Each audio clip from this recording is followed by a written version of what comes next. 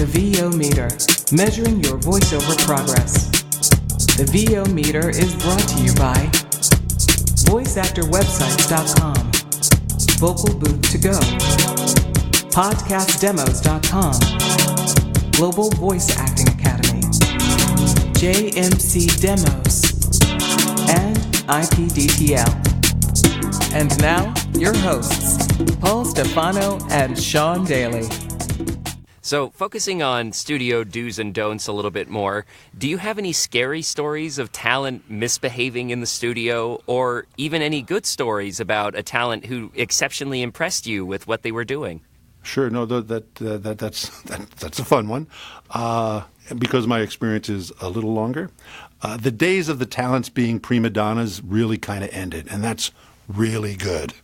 There was a moment back in the 90s and 2000s where these very successful, very well-paid men and women, not all of them, a number of them, would just come in and be rotten. They would just treat the engineers rotten. They would treat your clients rotten. They'd say like they don't like the copy, and it's like, what are you talking about? You're just hired to do this. But that moment really ended, so that's good. The new generation of like the people who listen to your podcast, enjoy your podcast, that's really not part of the industry anymore because people are much more controlled in this session. We've had guys come in hungover, have to sleep in the booth in between takes. That's a bad one. I wouldn't go for that. That's happened twice. Different guys. So there's things like that. There's never a story where like somebody walked out or like did an Orson Welles kind of thing. But, we kind of keep it calm. It is a pick and choose business. So the people that we bring in to help our clients and do voiceovers for our clients are people who are pretty normal. On the positive side, we were doing a job with a client of ours in Paris, and they had hired a certain talent, and she was reading in English, and they were struggling a little bit trying to communicate their direction. Obviously, English was their second language, and then out of the blue, I didn't know it, the talent spoke French, and all of a sudden she starts speaking in French, and I'm like, "Oh, this is great!" So I'm like, she did a lovely job, and she brought a really nice read to it. But in the moment, I was like, "You are really saving the show. You are making me look fantastic, and I appreciate it." So.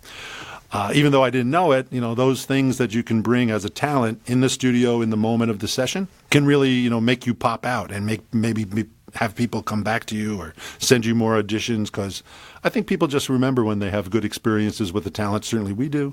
And they're like, oh, he's a great guy, or oh, she's super. She really brings something else to it. Even if it's just, politely suggesting, hey, could I do another read? Or, maybe this phrasing would work better for me. Or do you like it? You don't have to use it. That's the way we always present it. Like, hey, I have an idea. Would you like to hear it? You don't have to use it. We're just recording it. If you don't like it, tell us. It won't make us feel bad. I think if you have that attitude, that can help in a session. So those are maybe two kind of up and down kind of scenarios. That's great. But it's fun. I'll say the voiceover business and working with actors is absolutely a gas. I've loved it my whole life. It's really, I always say work is fun. I always say love my job. If you follow us online, you'll see that I say that every day, every session. It's really a fun business. Agreed. So we talk about how much you like working with talent. I'm wondering, how has Lotas been affected by the explosion of home studios over the last 10, 12 years? Yeah, 10, 12 years is right. When this first started to be a phenomena, we embraced it right away. We are big believers in a level playing field. It does not matter to me at all where you are. We always, again, follow the technology. So whether it's ISDN, we did beta. I'm so old. We did beta testing on ISDN, and we're kind of known as a place where you can test new software out. So certainly, whether it was Source Connect or IPTTL and some of the other ones that have come out, we're always involved on the ground floor. I try to keep my geek side on the down low, but it's there.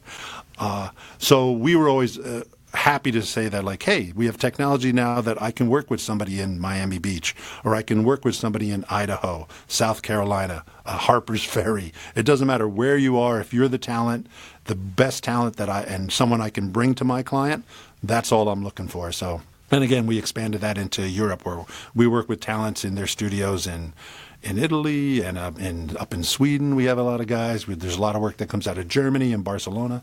So there are, talents just like you all around the world. Same as there are producers and talent agents, just like the ones in New York and LA, all around the world. So we always look at it as a positive that you can reach out through the modern, through technology and bring these people to our clients, bring the best talent to our clients.